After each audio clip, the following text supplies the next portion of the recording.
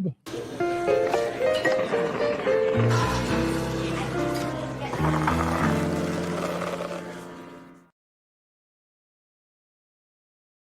Hey guys, welcome to Double Shot of Steelers. I'm Dejan Kovacevic of DK Pittsburgh Sports, soon to be rejoined by Chris Halleck back from vacation.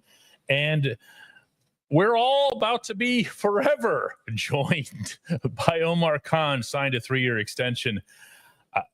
GM contracts tend not to be the kind of thing that there's a whole lot of information. We don't know what they get paid. In a lot of cases, we don't even know what the terms are, meaning like the length of the contract. So I'm always a little bit surprised when there's any kind of announcement related to a GM deal, but there it is. Ramon. I called him Ramon. Omar. Ramon on the mind. Ramon will be back next week, by the way. Omar is going to stay on the job for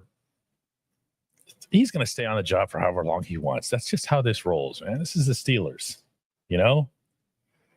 Jeff Rossi's advising me to not forget to pack my socks for the trip to Seattle. We're actually flying out in a couple hours here. We're going to talk about Omar Khan and his tenure to date, what he's done so far. Has it been good enough? Is it still an incomplete grade? Has he done sufficient advance work toward getting the Steelers eventually their franchise quarterback? We're going to get into all of that when we come back with Chris Halleck. At DK Pittsburgh Sports, we take pride in coverage that connects our city's fans to their favorite teams. Now, that connection's stronger than ever. Introducing our all-new state-of-the-art app. Find expert inside reporting and original podcasts. Check live box scores. Track the latest stats. Chat it up with our community of thousands of fans, all in one place. The new app from DK Pittsburgh Sports. Coverage that connects.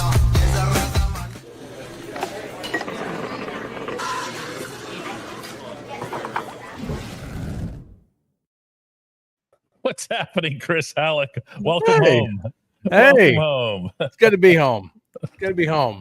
How was the vacay? Oh man, it was good. We had a good time. Logged over 3,000 miles driving during such said vacation, but it was good. We had a lot of fun. We capped it off yesterday with an entire day at Hershey Park, which was a lot of fun. Kids had a blast. I had a blast. Wife had a blast. It was fun. It was good. That's cool. Hershey's a neat place. My favorite thing at Hershey when I was taking the kids there was to go to where you can make your own chocolate bar in the chocolate factory. That was wild. I don't know if they still have that or not. That was a handful of years ago, but that was really good stuff. Hershey. And then you drive through town and there's the little Hershey Kisses for street lights. And it's like, come on. Yeah. Very, very cool. Omar Khan signed a contract today, a 3-year extension. Yeah. And we're going to talk today about the job that Omar's done. Jonathan says it's crazy how Omar has accumulated both players and draft picks. He has accumulated draft picks. Mm-hmm. I always kind of hesitate whenever that comes up because I don't know that you're doing something to make that happen. You know what I'm saying? I mean, to some extent, okay, the George Pickens trade, you're getting a draft pick. Dan Moore, what did you do to get that pick? Whenever it does come around, you just lost a guy. But I like the fact that Omar seems to have his mind somewhere in the future. Yeah. Which is a departure from previous Steelers GMs where everything was just all in every single year. Yeah. Well, and I think you kind of have to do that whenever you're in the position he's in right now, which is the team doesn't have a franchise quarterback. And so you have to have an eye on the future, because when you do have a franchise quarterback, it is, man, you better be trying every single year to be trying to win the Super Bowl. I mean, you better be going all out. While the Bills have Josh Allen, they better be trying to win every single year. While the Bengals have Joe Burrow, we can make fun of them for not having a defense until the cows come home. But man, they better be trying to win a Super Bowl every single year while they have that guy. Yeah. If and when the Steelers draft their franchise quarterback, they better be doing the same thing, and especially while that quarterback is on a rookie contract. So, it's good on Omar for him to play the compensatory pick game, which we hadn't really seen him do yet. Now, granted, still very early in his tenure. He didn't even do the draft the first year that he took over the team. It was like Kevin Colbert did the draft. It's like he handed the keys to the car to him and said, all right, here you go. So we're still very early to kind of see how he's going to do that. Is that going to be something that he tries to do every single year, where he's just loading up on draft picks every year? We'll see. But we've definitely seen a difference in the way Kevin Colbert was doing things, for better or for worse. Oh, so has Kevin. Yeah. KC sees the exact same thing. He's like, that's not stuff that I would have been doing. And he doesn't even mean that in a critical way. Oh, he yeah, just means it's a different way of doing things here. Ed Vidra says, Khan's doing better in the modern trade world. Good vision of future. Yeah, I mean, if you're old school NFL, trades don't even cross your mind. And trades are just, I mean, we used to be in the NFL. If you've ever seen a list of this, it's incredible. The pace of trades in the league. How it's gone like this, and nothing ever prevented trades in the league. It's not like the rules changed. Yeah, everybody would just be afraid to do it because it wasn't part of the culture, and you didn't know the playbook, or you weren't one of us, or anything like that. And now it's like, even at the NFL trade deadline, middle of the season, the biggest games coming up, you still see a lot of player movements here. Zach says, in Omar we trust, and I sense, Chris, that there's a little bit of a look. There was a honeymoon period for him. Yeah. And I think to an extent that's still going on. Every time Omar does something, there's all these Omar cooking memes and all that stuff and everything, right? But at the same time, there's also a little bit of, hang on a second. Weren't you the guy that was supposed to get us a WR2, not wait until the last second and then bring in a guy that they didn't even want, meaning Mike Williams? There's a little bit of right now from the fans. Yeah, no, I when you put all your eggs in the Brandon Ayuk basket and don't get it, and then you're gonna, it's gonna spur the fans the wrong way, and it should. I mean, it was a risk. It was a home run swing for trying to really load up and have a really, really great duo at wide receiver, and it didn't pan out. No GM bats 1,000, but you definitely hope that they hit a lot more than they miss. That was a miss, but man, when we're talking about the idea that this team, which I think right now on paper is better than the team that we saw last year, and if they can be even better than they were, and at least gives themselves an opportunity to at least win a playoff game, just to put some respect back into or put some faith back into the fans for being like, all right, at least they can at least get into the playoffs and win games again. And then they can go next year and go get their quarterback. Then, okay, I think fans are going to start to continue to buy into what Omar's doing. But it's a pretty big year. And the fact that Art Rooney II did this before he signed TJ Watt to an extension and before he potentially drafts a franchise quarterback, I think that says a lot about how much faith he has in him. Damien says, I love that Omar's not living in his fears about making trades and bringing people in outside the draft. It used to be limited strictly to the draft to get better, and now Khan's using every tool. There's a lot of that. There's been some creativity. There's been some whatever you'd want to put this trade in, whatever category you'd want to stick that in. I don't know that we can have one. Yeah. This is the first time. Well, no, we had you on during the vacation. You popped in from Texas. Yeah. But we also haven't really had a chance to get into much detail here. Now that you've had a couple of days to digest this thing, and a lot of hours in the car and everything else, is it possible that this trade was made principally for Jonnu Smith and not for Jalen Ramsey? Not that it matters. They're both here. They're both wearing uniform and whatever else here, just for fun. Is it possible that Smith was the target? I don't think so. I think it was more about Ramsey than it was about anything else. When you talk about the three players that moved, I think the biggest target of all of them was Ramsey, and it wasn't about. I think the least. And what's funny is, like, we've been getting questions. I've been getting questions galore about make of this, make of that. I'm like, listen, this trade was probably the least about getting rid of Minkah. Oh, this is more about acquiring Ramsey and Smith, but I do think it's more about Ramsey. And the reason why I think that is I do think the Steelers want to get back to being more aggressive on defense. I not only through what I cannot go into detail, but through what I've seen during OTAs and training camp, and then minicamp. Right. Yeah. Sorry, minicamp. Through what I've seen there, and then also just the personnel changes. You know, the signing of Darius Slay to me was a big one, because it's like, okay, now you got 2 man coverage corners. You do, and you want to be aggressive. You have to have guys who can lock it down in man coverage if you're going to try to be more aggressive. This to me is like, we're going full blown. We're not leaving any holes in that secondary. And I'm sorry, Juan Thornhill as the lone weakness at defensive back is not a hole to me. It's just not. No, although it's still possible that they could be looking at safety. They could. Yeah, if you look at the numbers, just simple numbers, what they had and what they have now. And anytime you start, no disrespect to Miles Killebrew and everything that he is as a special teams guy and as a football player, anytime you start bumping him up a little too high on that safety depth chart, you're probably going to, you see what I'm saying? No, I know what you're talking about. Yeah, you're probably going to have to make something happen there here. Randy Wagner says, Chris, you said that 2025 would be a deep running back class, and we feel that Caleb Johnson is going to pay sky-high dividends for our Steelers. Omar Khan's patience / third round.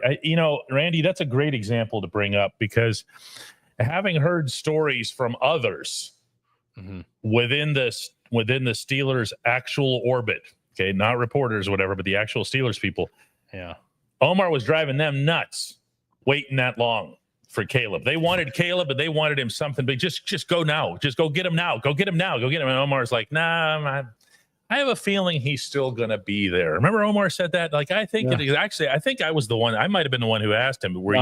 I did. Was it you? Okay. It was one of the 2 people at our table. Yeah. But, were you tempted or whatever? And he's like, nah, everything was going to be okay. And then he doesn't give up an actual asset. That's a skill unto itself. It really is for a GM. It really, I wholeheartedly agree, because there are a lot of guys who are like, you know what, we are completely comfortable with parting with whatever this asset is so that we can make sure that we get our guy. And I do think that there are certain circumstances that you have to do certain things. Like, for example, if and when the Steelers go and get a franchise quarterback next year, you're going to have to give up capital in order to get it. Yep. So you have to set aside certain assets and be like, we're willing to part with these things. But if we can part with, or if we can like not have to part with this asset or that asset, and we can still get the guy, then win-win. And with the way the draft was falling, obviously Omar, with his intel and everything, felt really comfortable with the fact that Caleb Johnson was going to drop all the way to 83 for them, and he did. And which is still crazy. That had to be aligning teams with running back needs. I don't see any other way he pulled that off. You know what I mean? Like, I don't remember which the teams were that were in that range, the 7 to 8. But if he's looking at them and saying, there's no way they need a running back, no way they need a running back, no way they need a running back, that's pretty good work. Oh, no, it's fantastic work. And part of, I mean, he even talked about that part of the job during the draft isn't just doing your own homework on all these players.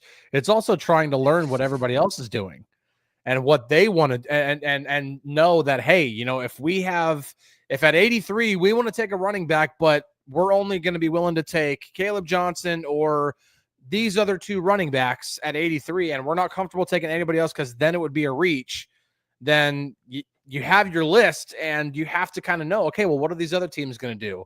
And, I just through my own homework, I'm like, all right, the Cowboys could take a guy, or, the Broncos could take a guy. And man, again, it all worked out. And I don't think that's an accident. I really don't. Steeler Girl has a terrific question. She often does. Is this addition of these players, is it helping the team per se, or is it helping the offensive coordinator? What I mean is, are the players revolving around the OC, and shouldn't it be the other way around? There is no doubt that some of these moves, a lot of these moves on offense, have been motivated, inspired, fueled by things that Smith wants to do. Mm-hmm. Now, is that unusual in the NFL? Heck no. Is it vital? Is it necessary? Also, heck no. If you're looking at, do you want running backs who can handle the wide zone blocking scheme? Yes. Do you want your offensive linemen to be able to do that? Yes. Do you still have to coach to the players that you have? Also, yes. We can say all of these things, Steeler Girl, about the offense that's there right now and about the moves that have been made, especially Jonnu Smith, especially you could also include Caleb Johnson in that because of his running style. But then I can also throw at you Aaron Rodgers. Okay? Not that Rodgers won't necessarily fit or the other way around. Mm-hmm. But in that case, it is the other way around because it has to be the other way around because Rodgers is the one who's 41 going on 42 years old. He's going to be the guy who comes with all of the encyclopedic knowledge and the ability to read at the line of scrimmage. Those are the assets, if you're the Steelers, that you need to capitalize on, having that guy with the football in his hands on every snap. Okay, so Arthur has no choice but to go in that direction with that call. So maybe there's a bit of a give and take there. Yeah, no, I definitely think at least when it comes to the draft, and even Mike Tomlin kind of laid this out. The earlier you are in the draft, the lesser you worry about schematic fit or matching with a certain coordinator, whether it be on offense or defense. You're just worried about getting skill. You're worried about getting talent. Mm-hmm. The further you get into the draft, 5th round, 6th round, 7th round, then you start like, okay, this might be a better fit for us. And then we can try to coach up some of the other stuff. But certain things, you're not worried about schematic fit. Like, for example, if the Steelers do trade up and get a quarterback next year, they aren't going to be trading up and being like, who's going to be the best fit in Arthur Smith's offense? They are not going to give one flying, about what schematic fit the quarterback's going to be. If they have an opportunity to get a very uber talented quarterback to be their quarterback of the future, they are not going to care about schematic fit. If they can get what's his style? Nobody. Listen, if you're going that high, well, first off, if you're going that high, you're going to be a quarterback who can do a little bit of everything. I mean, you're not going to be super limited. I mean, otherwise you're not going that high. Right. Okay. So that's part of it here. William wants to know, hey, DK, who gets to take the credit or blame for first round picks? That's the only grade on Omar that I feel is incomplete. As always, credit or blame or hierarchy questions end up getting mushed into a great big ball. That's the way the Steelers like it. That's also the reality. Mm-hmm. I know nobody wants to hear this because everybody wants one place to say either that was this guy's fault or that was a Tomlin pick or that was a Khan pick, and they're never going to give you that. But they also don't have that to give you. By every accounting, they find a way to reach consensus. Maybe sometimes it won't be the ideal consensus for one individual, but they will find a way to get on board. It's just how they roll. Nobody wants to accept that, but it's been going on for a long time. Yeah, it's funny because the first thing I thought of here for recent memory was the fact that it keeps getting thrown out there that Kenny Pickett was a Mike Tomlin pick. You think Art Rooney II was sitting there on the other side of the room being arms folded and everything, being like, I don't like this pick? I'm sorry. He was just as much giddy about that pick as Mike Tomlin was. Everybody was. KC was. Yeah. And they don't apologize for that after the fact. Yeah. You can only live in the moment that you're in. Mm-hmm. You can't forecast the future. You also can't forecast other circumstances. Who knows to what extent, too, that Kenny was affected by Matt Canada, the bad line, lack of everything. I'm not going to revisit Kenny now. But, I love this one here from Kick. He says, the level of football intelligence is incredibly high on this team. I want to throw in an asterisk before we comment on that. You just sent out a whole truckload of football intelligence to Miami. Very true.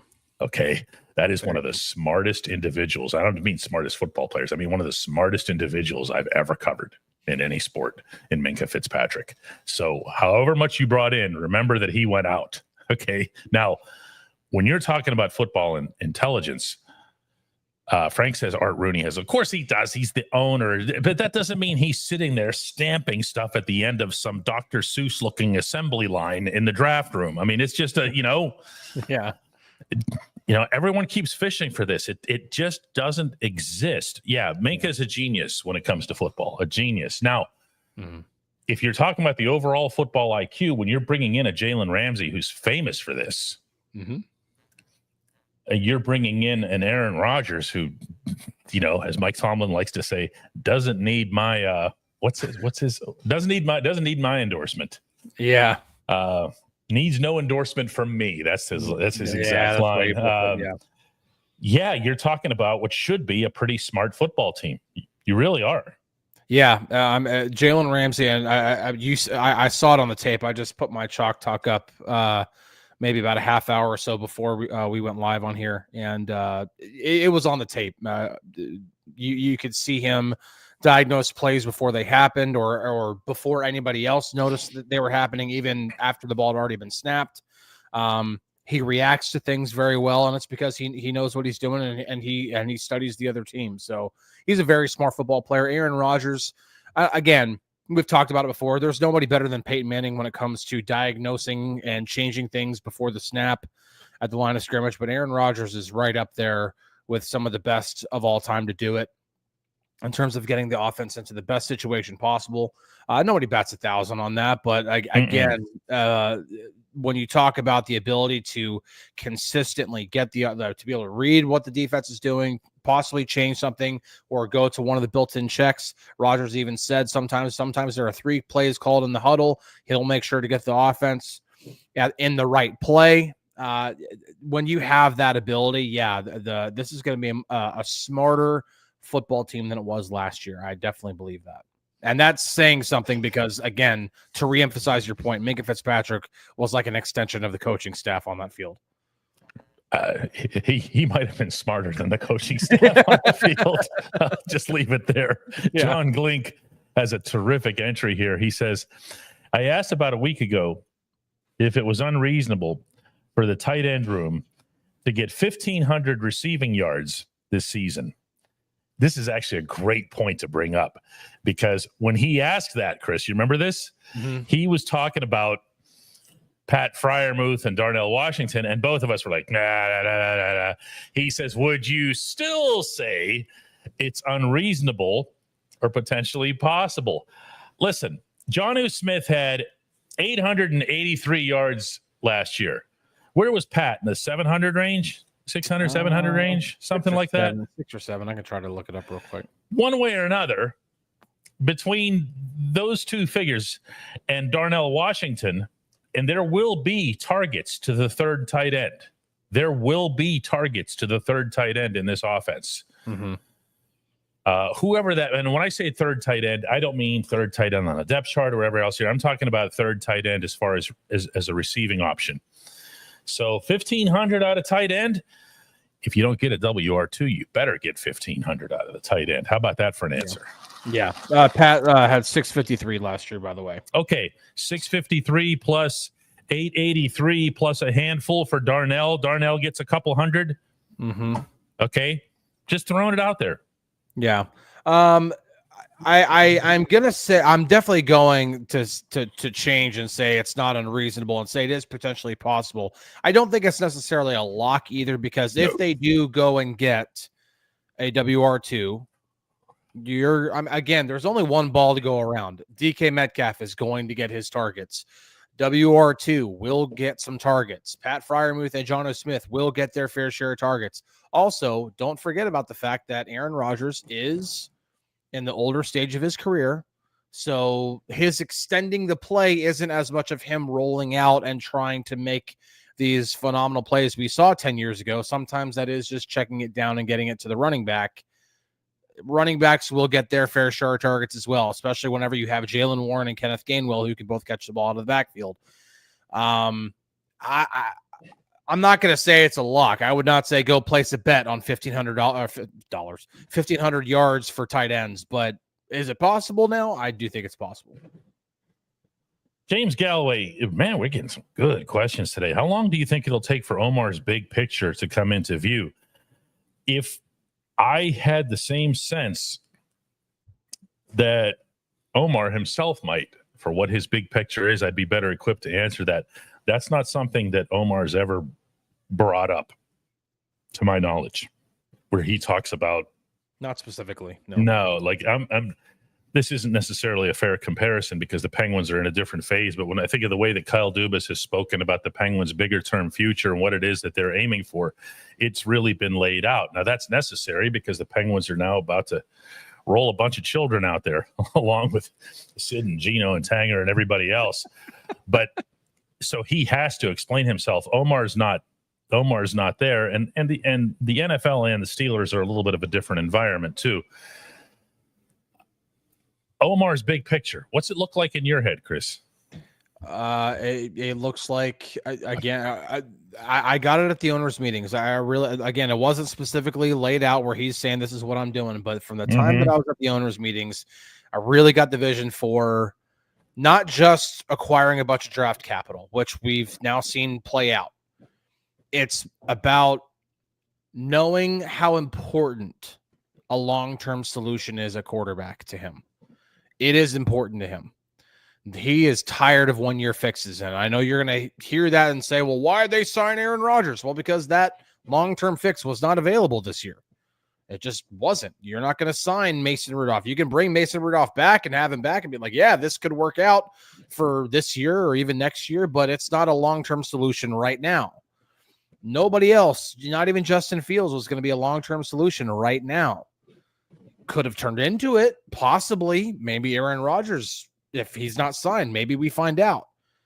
But it's really about getting to the draft and drafting your quarterback. That's what it's about. And with the capital that's been added and knowing how aggressive Omar has been with both free agency at times and with trades now especially, it would not be surprising to me to see him be aggressive in the draft and go and get that quarterback that they truly believe, knowing for sure that the next time they draft a quarterback in the first round, it is not going to be a guy that they'd be like, maybe he could develop into something. No, it's going to be a guy that they fully believe is going to be their guy. It's not going to be a Kenny Pickett situation again. That's why I learned that ahead of the draft, and that's why I knew they were not drafting Shedeur Sanders. 1,000%. Nobody who actually covers the team wondered that for a second. Useless Knowledge says if the Steelers had a Patrick Mahomes, would they be a Super Bowl contender? I wonder what the answer to that is, though, if you applied it across the league. Like, what percentage of the 32 teams could you say yes? Just drop, parachute Mahomes onto somebody's training camp and just say, here's Mahomes, go nuts. Is that half the teams in the league that just instantly become contenders? Yeah. More than that. Yeah. Because, half the teams now make the play. Well, almost half the teams make the playoffs now. 14 to the 32 make the playoffs. And I think if you were to put any of Patrick Mahomes, Lamar Jackson, Josh Allen, or Joe Burrow onto any of those playoff teams, they are obviously a Super Bowl contender. Like, I think of it just as an example, a totally random one, a team like the Vikings. You put one of those quarterbacks. You see what I'm saying, though? But they instantly just this. Why? Because they already have a whole lot of good material. They just need to, they just don't know what they have right now in the moment in JJ McCarthy. But they were able to do what they did with Sam Darnold. And Richard Paris says, with all these moves that Omar has made, we still have all that draft capital for next year. There is a plan. Say it again. It's nice having draft capital. Draft capital isn't a plan unto itself. When we're talking about a plan here, we're talking about, look, we can kid each other here. But all we're talking about when we're talking about a future plan here is where are they going to get this quarterback? I mean, this isn't everything that we just said about parachuting. Yeah.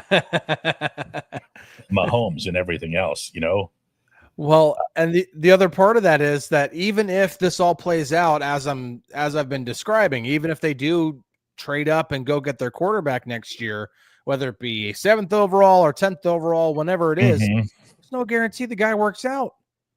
There's never that guarantee. It's not like they could draft it. I don't care if you like Garrett Nussmeier or Lenore Sellers or Drew Aller or any of these guys. It doesn't mean that they're going to work out. You've now drafted your guy. You're going to do everything you can to back him and to make sure that you put him in the best situation possible so that he can succeed. Because if he succeeds, then you have a chance to win a Super Bowl for the next decade and a half, probably. But man, there's no guarantee it works out.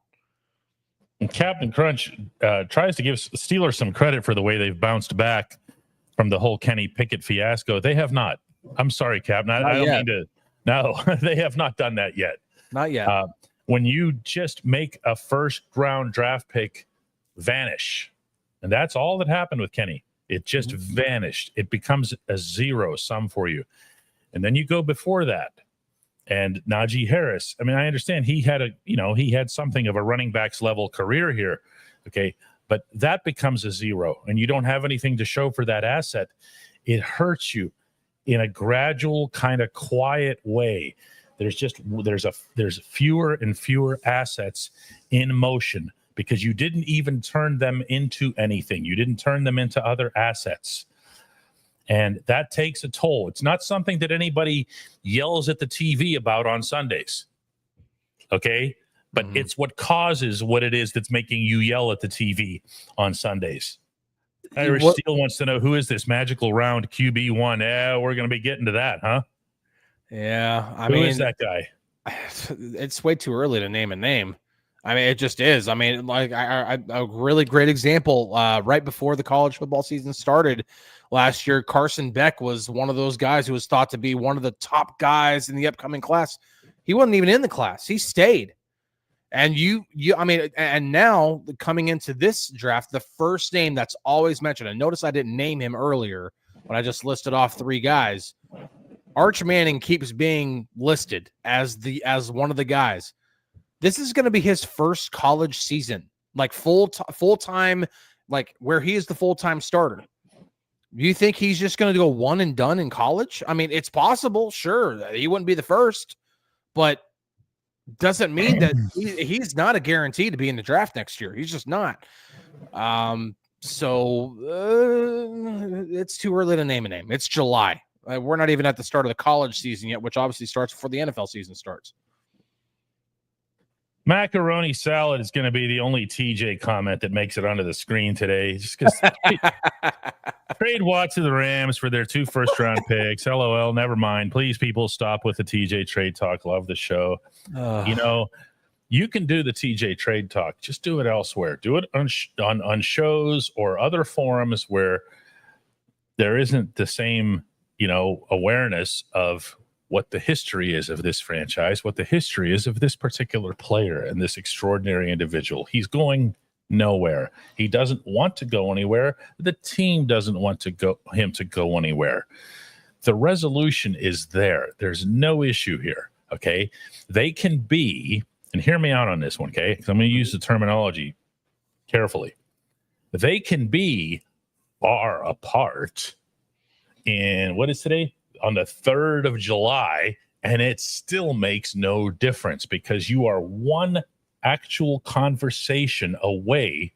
Like we could bring them here, okay? They could sit among the bobbleheads and they could talk to each other and they could figure it all out. Oh, here's a way that you can do this, and here's a way that you can say that you're paid more or less or whatever, the same as Myles Garrett, or whatever it is that might have your agent all hung up. And you get to be a Steeler for life, and we're happy to have you. And the end. Imagine that on a week where you add Jalen Ramsey and Jonnu Smith to your football team, and not to mention trading Minka out, that you would feel the need anywhere at all to discuss the single most predictable element of the entire summer, which is that TJ will stay.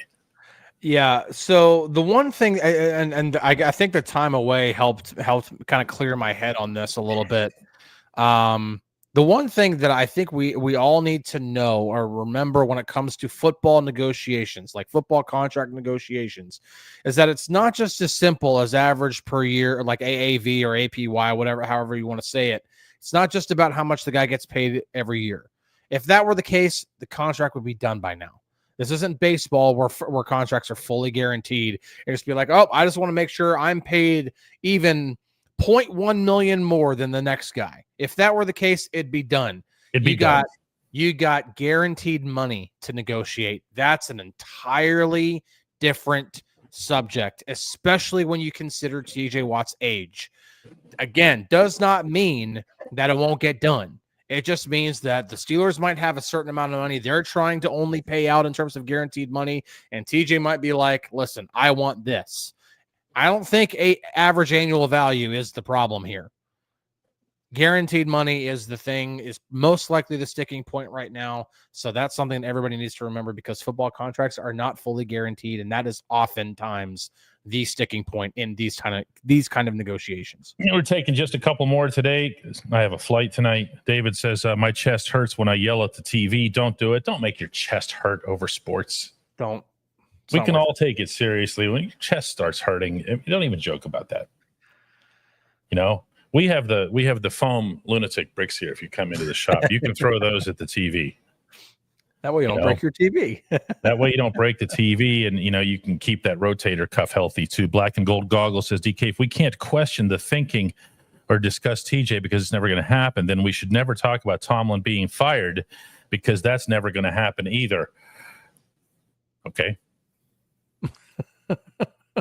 I mean, almost every discussion that we ever have about Tomlin being fired ends with he's not going to. When I wrote the column that I did after this past season that the Steelers need to move on, I didn't do so with the pretense that it was going to lead into that action. Okay. But that doesn't mean you can't take the stance that the Steelers wouldn't be better off with a new head coach or moving on. Yeah, that's just. I mean, yeah, I remember when you wrote it, and no, nothing's like. Oh, it's funny how that happens sometimes, though. That certain things are written, and it's like you should, like, as if you're writing it is going to make it happen. Yeah, I see that. Well, it's not going to happen. So why are you writing that? Because it's an opinion piece, and I feel that way. But okay. Yeah. Mark Cunningham says that I stole his thunder about the lunatic brick. He was going to recommend it. Yeah, I assume Mark has one. They're useful.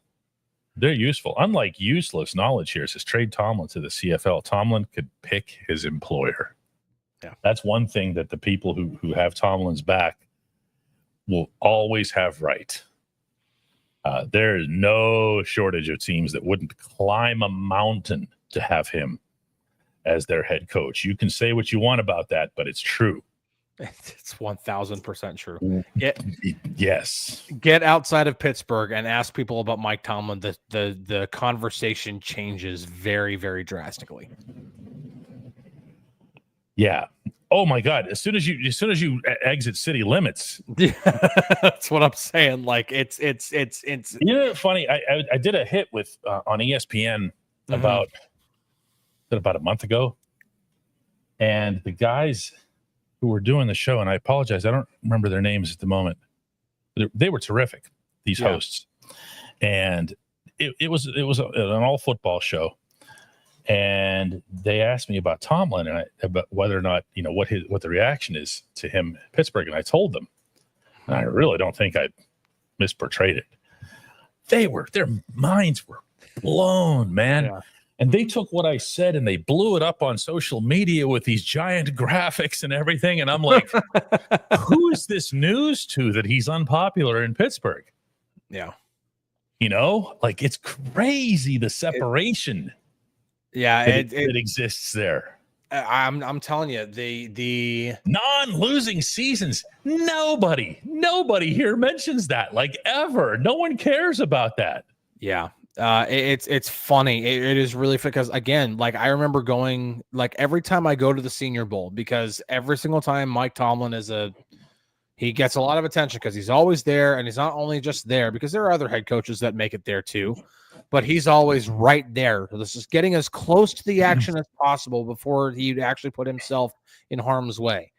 But getting as close to the action as possible every single time, and then you will hear, because it's all these bloggers and podcasters who people don't actually cover teams, but they get credentialed through the Senior Bowl, and then they go up and they'll just start asking the players about Mike Tomlin. I mean, that's just what they do. They just go like, "Hey, what was your interaction with Mike Tomlin? I saw you say hi to him." It's like they get giddy over him, man. It's crazy. Like the qualifications to get a credential for the Senior Bowl is that you need to have a neck. That's about it. Pretty much. Wade says, have a great 4th weekend, everyone. Remember why we celebrate it. Be safe and have a great time. And on that note, Chris is going to hang with us as we take care of some business here on Double Shot of Steelers.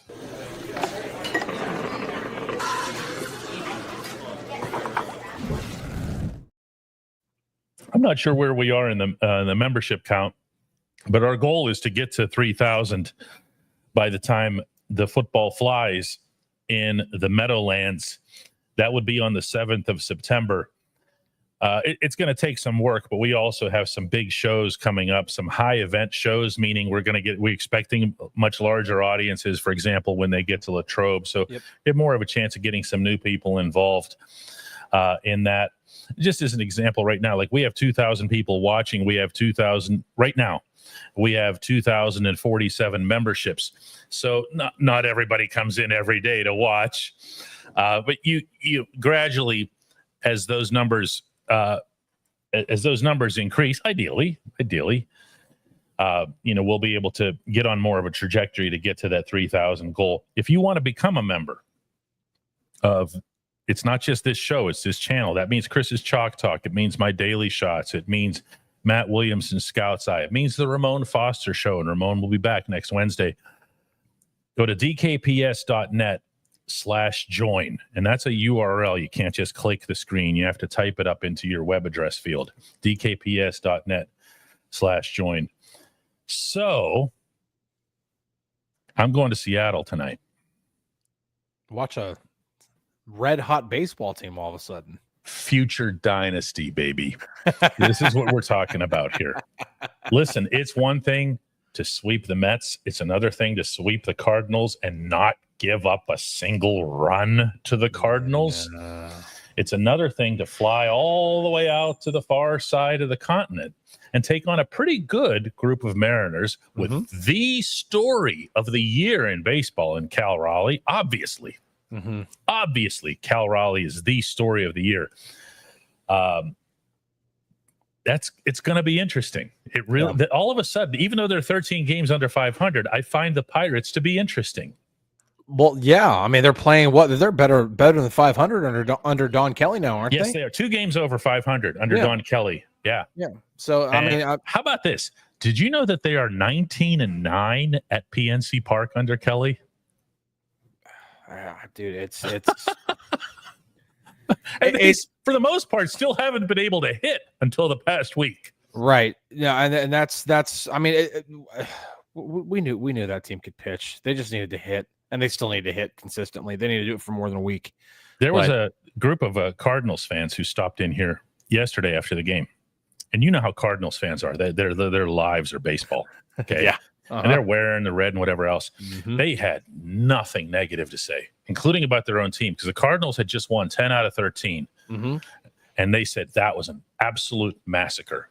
We got beaten all 3 phases. No apologies, no nothing, no letdown, no setback, no nothing. You watch, we're going to go to our next opponent, meaning the Cardinals. They think they go to New York next, and we're going to mop up with them.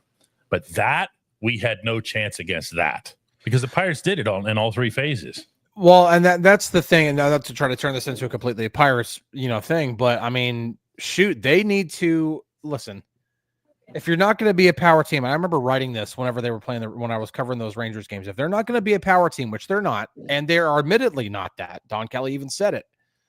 No, they got to be a team that can just pummel you to death with singles and doubles. And that's what they did yesterday. Yeah, steal bases and just be like, oh, enough already. It's that annoying brother that just won't leave you alone, won't stop jabbing you in the shoulder with the whatever sharp toy he's got in his hand. It's like, God, just get away from me. Like that, like those annoying teams can do a lot of damage without water torture. Yeah. It's just water torture. That's what that is. We want to thank Macaroni Salad for dropping 10 gifts We're just going to call him Mac from now on. 10 gifts onto the process here. Michael was here with $5 and a good question. Levi came in early to set the tone with 20 gifts. Thank you. Yeah, that's much appreciated there. Adam Reed has been a member of this channel now for 2 full years. That's awesome. 2 full years as of today. Carrie always drops one. And Noob lives up to Noob's nickname, becomes a noob here. That's awesome. As a member. So yeah, I'm going to Seattle to cover some baseball and everything else here. We will not obviously have any shows tomorrow or over the weekend and everything else. Everybody have a wonderful and safe and healthy and everything else 4th of July. And Chris and I will see you again Monday. That one might be just you. Tuesday, maybe. We'll see. We'll figure it out on the flight. We have lots. It's 5.5 hour flight. We got me and the boss had time to talk about it. So, all right, guys, we'll see you some point or other early next week. Bye.